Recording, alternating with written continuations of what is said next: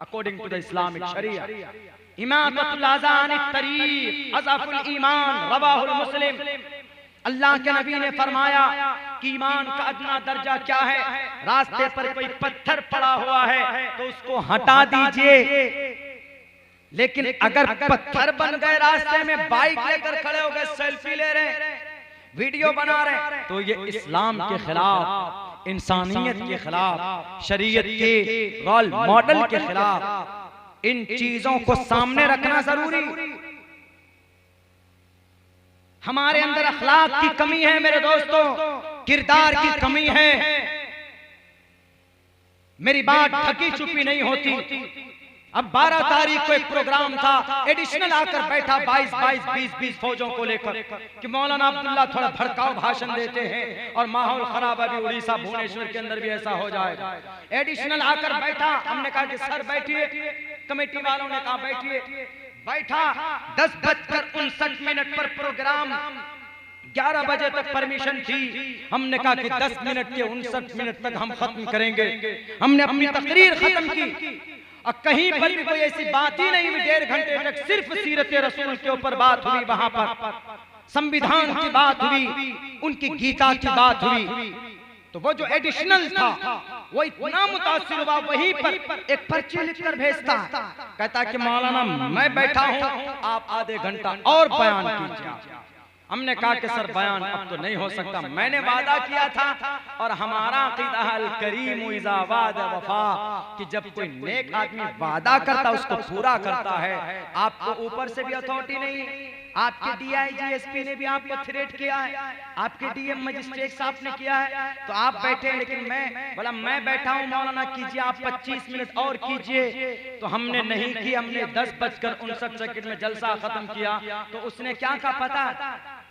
एक कमेटी वालों सुनो, उन्होंने कहा कमेटी वालों को बुला करके कहा कि अगले मर्तबा नवंबर में या किसी महीने में जब मौलाना टाइम दें, 10,000 आदमी का इंतजाम करना, उनके खाने का इंतजाम करना और सीरत रसूल पर 10,000 आदमी के खर्च, टोटल खर्च के साथ मैं प्रोग्राम कराऊंगा।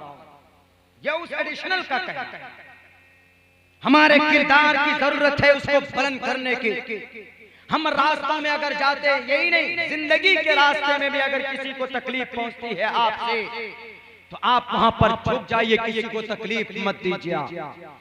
लेकिन एक बात है कि किसी की जुल्म को सहते सहते ये ना बन जाए कि नहीं मौलाना वक्त का तकाजा है। नहीं, इस देश में अपनी आवाज को बुलंद करने का सबसे आसान तरीका है क्या?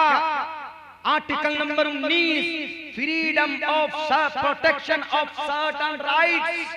आपकी मजबूत बुनियादी हुकूक है क्या?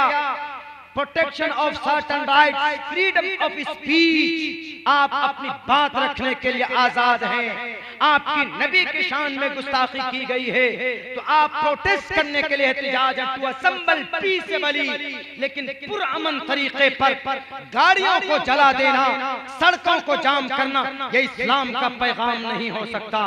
आपके ऊपर जुल्म होता है तो आप जुल्म को बर्दाश्त कीजिए। अगर कोई जालिम है तो उसके जुल्म को रोकिए, उसकी मदद होगी। अल्लाह के नबी ने भी फरमाया उनसुर अखाका ज़ालिमन औ मज़लूमन।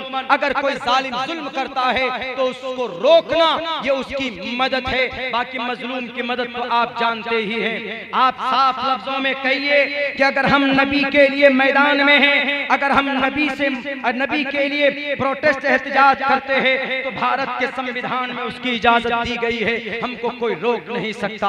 और कार्रवाई होनी चाहिए इन लोगों पर, कानून बनना चाहिए दुनिया के हमारे भारत के उन लोगों पर जो टीवी की स्टूडियो में बैठते हैं और किसी महापुरुष के खिलाफ बोलते हैं। ये गलत 100% गलत है। इसलिए कि आर्टिकल नंबर 25-15 कहता है साफ लफ्जों में prohibition of discrimination on grounds of religion.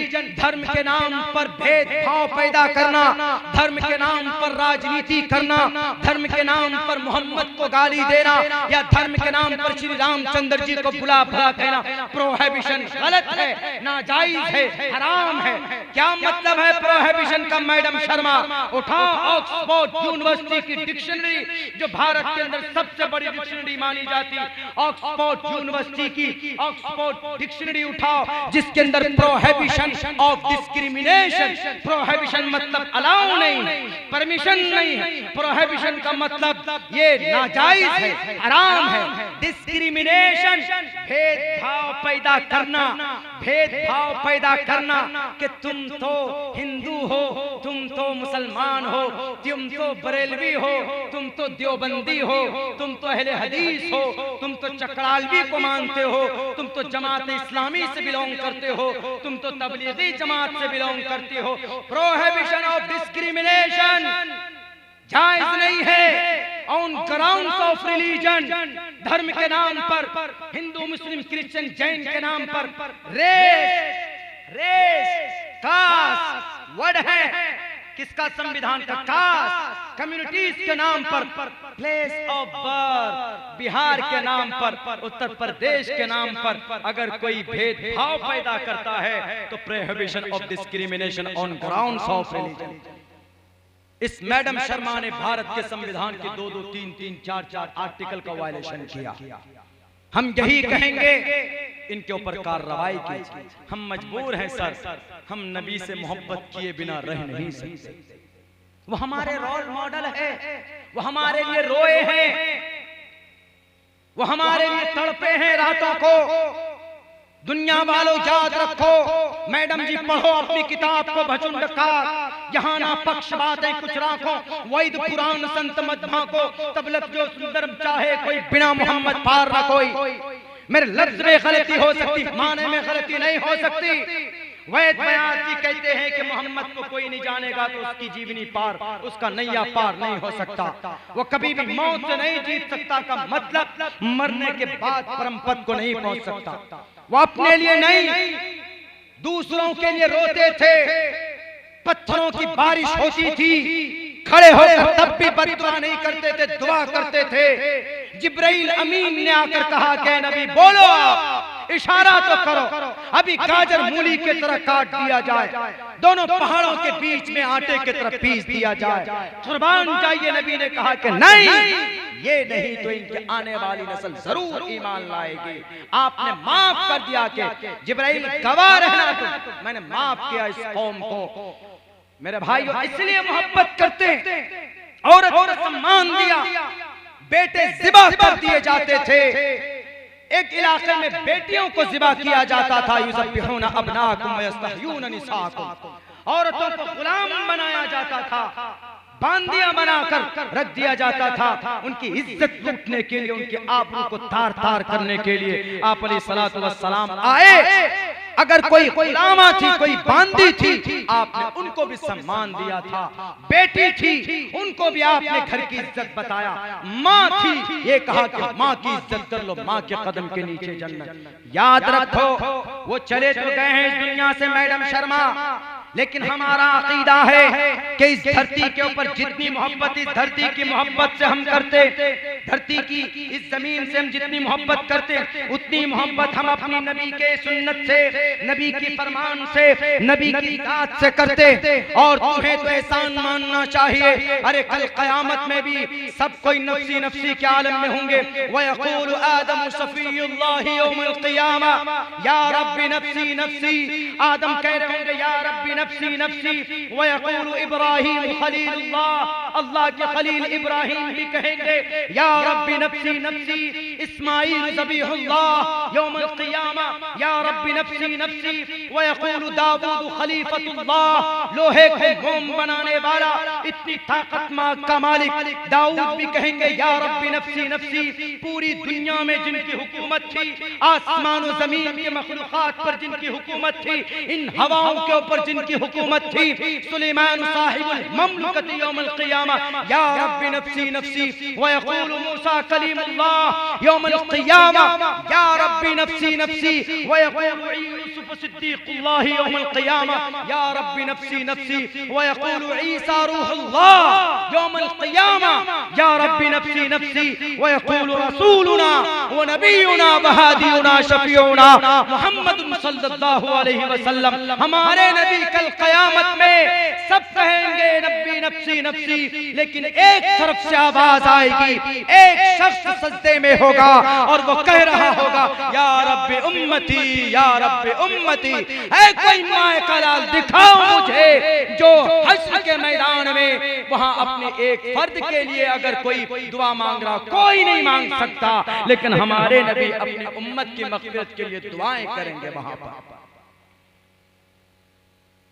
वहां तो हर कोई नफ्सी नफ्सी के आलम में हो, हर कोई, मुस्लिम हो नॉन मुस्लिम हो, सबके सब। मैंने एक मंत्र भी पढ़ा था के हेतु ब्रह्मगत स्थान्ति सत्संग तीर्थान विचार तोष। प्रश्नोत्तरी का मंत्र। इस मंत्र को क्यों, इसका तर्जमा क्या है? इसका तर्जमा आप लोग भी इसका मीनिंग समझ सकते हैं। इसका तर्जमा से यौम यफिरुल मर्उ मिन अखीही व उम्मिही व अबीही व साहिबतिही व बनीही। हम लोग तकरीर में, शाहकार तकरीर में मौलाना नाजिम साहब, उनका नाम इस किताब के मुसन्निफ हमारे उस्ताद, शाहकार तकरीर की कम से कम 3 तकरीरें मैंने रट के याद की थी।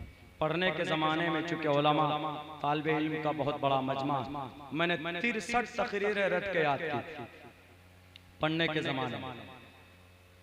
स्टेज पर आकर मुकर्रिर बनने का सपना नहीं था, कुछ भी नहीं था। हमने उस हिसाब से मेहनत भी नहीं की थी।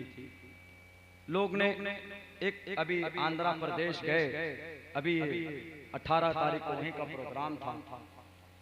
उस प्रोग्राम में मेरे ख्याल से मेरी जिंदगी का वो सबसे अहम प्रोग्राम, बल्कि ये कहूँ नंबर 1 का प्रोग्राम था।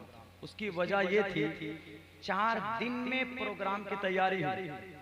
4 दिन उस प्रोग्राम की परमिशन डीजीपी एसपी से नहीं लिया गया, डीएम या एसडीएम से नहीं लिया गया, डायरेक्ट चीफ मिनिस्टर से लिया गया। क्योंकि वहां का जो विधायक था वो चीफ मिनिस्टर के पास ही था।